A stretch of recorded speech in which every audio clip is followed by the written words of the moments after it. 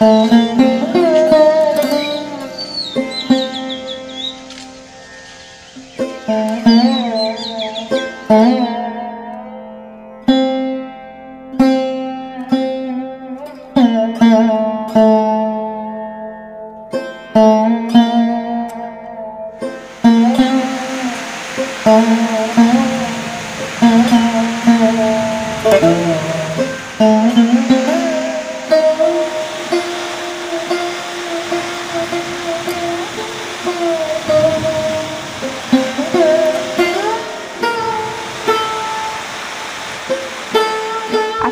আলাইকুম, welcome to my channel. কেমন আছেন সবাই? কমেন্ট করে জানাবেন। আশা করছি আল্লাহ তাআলার অশেষ রহমতে সকলে খুবই ভালো আছেন এবং সুস্থ সুন্দর আছেন। আমরাও আলহামদুলিল্লাহ সকলে খুবই ভালো আছি। তো বরাবরের মতো আরেকটি নতুন ভিডিও নিয়ে আপনাদের সামনে চলে আসলাম। আশা করছি ভিডিওটি ভালো লাগবে। তো এই মুহূর্তে যারা আমার ভিডিওটি দেখছেন তাদের কাছে একটাই রিকোয়েস্ট, ভিডিওটিতে একটা লাইক দিয়ে পুরো ভিডিও কন্টিনিউ করবেন। আর যদি দেখতে দেখতে বেশি ভালো লেগে যায়, চাইলে আমার চ্যানেলটিকে সাবস্ক্রাইব করে রেখে দিতে পারেন এবং পাশে থাকা বেল বাটনটি অন করে দিতে পারেন। সেক্ষেত্রে আমি ভিডিও দেওয়ার সঙ্গে সঙ্গে আপনাদের কাছে সবার আগে পৌঁছে যাবে। তো এই তো আমি কিছু ফলফলাদি গুছিয়ে নিলাম। এখানে রেখে দুটো বক্সে রেখে দিলাম তালের শাঁস, আর এর আগে তো দেখলেন জাম রেখে দিলাম। তো ফলগুলো হচ্ছে যদি পলিতে করে রাখা যায় ফ্রিজে, তাহলে কিন্তু খুব দ্রুত নষ্ট হয়ে যায়। আর এভাবে যদি আমি বক্সে করে রেখে দেই, মানে খেতে যদি একটু সময়ও লাগে, তাহলেও মোটামুটি টাটকাই থাকে বলা চলে, মানে অন্তত নষ্টটা হয় না। আর এই তো ওই যে নীল বক্সটা, ওটাতেও কিন্তু দেখেন আমি প্রায় 5 থেকে 7 দিন হয়েছে লিচু রেখেছি। খুবই সুন্দর আছে, কালারটাও কিন্তু নষ্ট হয়নি, বাইরে থেকেই বোঝা যাচ্ছে। তো আমি আসলে এভাবেই ফলফলাদি ফ্রিজে রেখে দেই। এবং মাছ মাংস, মোট কথা বক্সে করে কোনো জিনিস ফ্রিজে রাখলে ফ্রিজের লাইফ টাইম বেড়ে যায় এবং যে জিনিসটা রাখা হয় সেটাও ভালো থাকে, নষ্ট হয় না তারা। আর এখানে হচ্ছে আমি অল্প একটু টক দই নিয়েছি, সেটাই ভালো করে ফেটিয়ে নেব।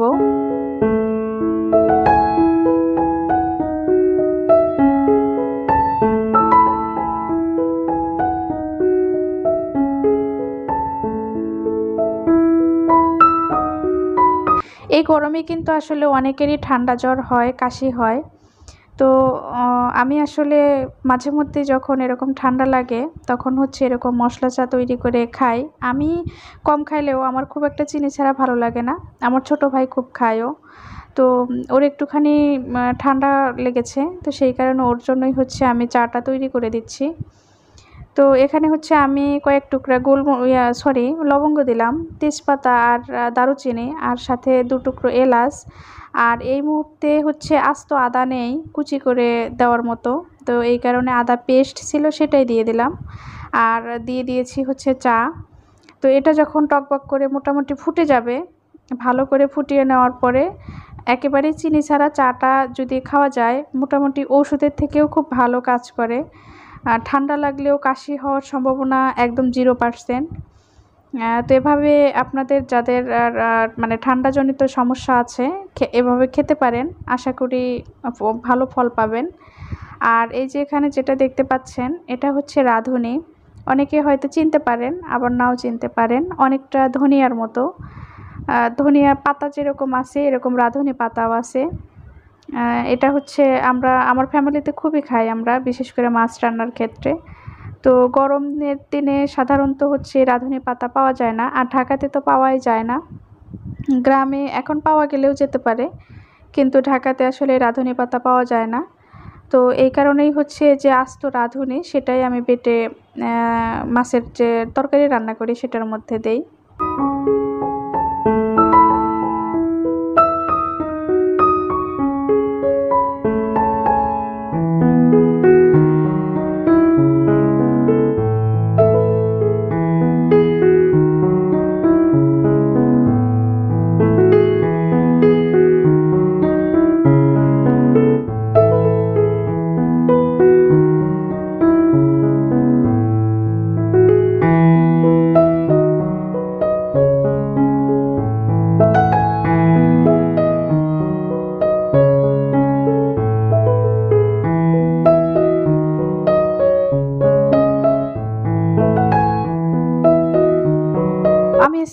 করব হচ্ছে কোরাল মাছ, সেই কারণেই কোরাল মাছগুলো আমি ভেজে নেব।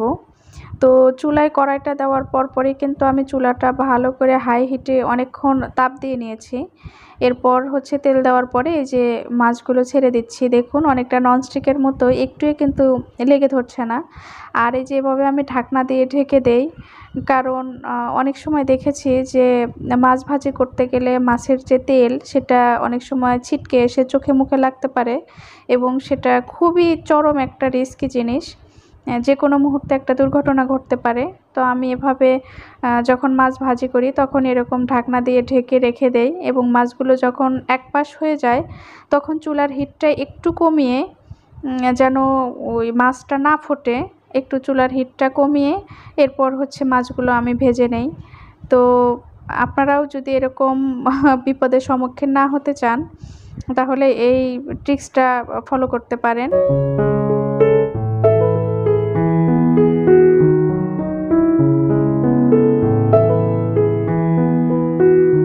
পেঁয়াজটা যেন একটু তাড়াতাড়ি হচ্ছে সিদ্ধ হয়ে আসে, সেই কারণে আমি অল্প একটু লবণ দিয়েছি।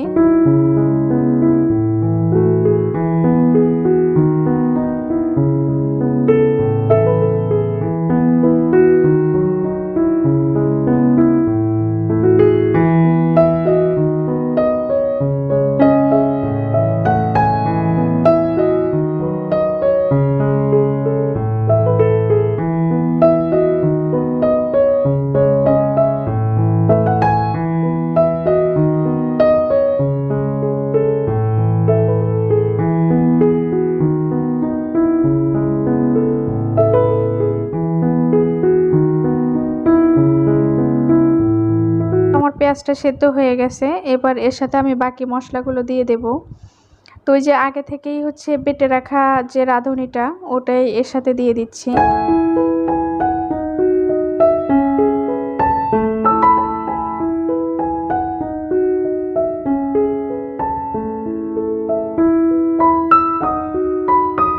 মরিচের গুঁড়ো দিলাম, হলুদের গুঁড়ো, এবং হচ্ছে ধনিয়া গুঁড়ো, আর স্বাদ মতো লবণ।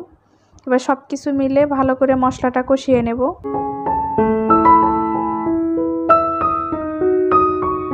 আর আগে থেকে ফেটিয়ে রাখা টক দই সেটাই দিয়ে দিচ্ছি।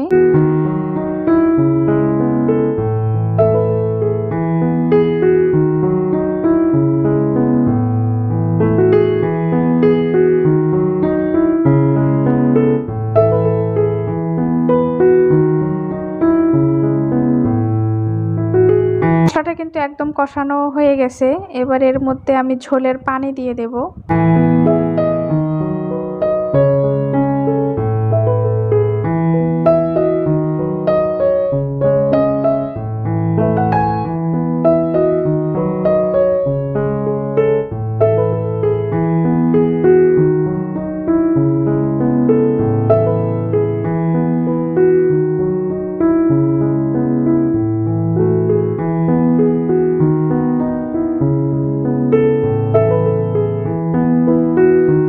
পানিটা কিন্তু টকবক করে ফুটতে শুরু করেছে, এর মধ্যেই হচ্ছে আমি ভেজে রাখা মাছটা দিয়ে দিচ্ছি।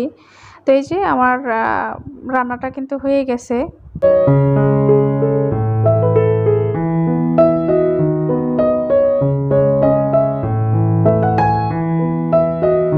অনেকদিন আসলে হারমোনিয়ামটা নিয়ে বসা হয়নি এবং রেওয়াজ করাও হয়নি। তো আজকে একটু চেষ্টা করব নতুন একটু গান হারমোনিয়ামের সাথে তোলার জন্য।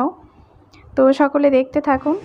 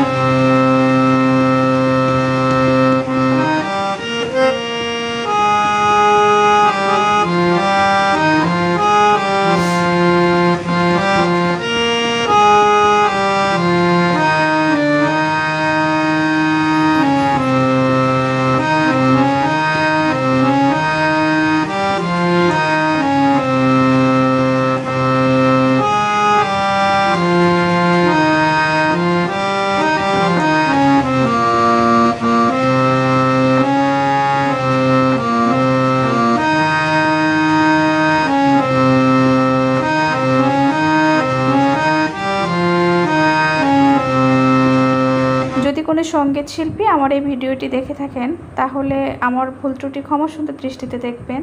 আমার আসলে প্রাতিষ্ঠানিকভাবে গান শেখার সৌভাগ্য হয়নি। তো দেখা হবে নেক্সট কোনো ভিডিওতে। সে পর্যন্ত সকলে ভালো থাকবেন।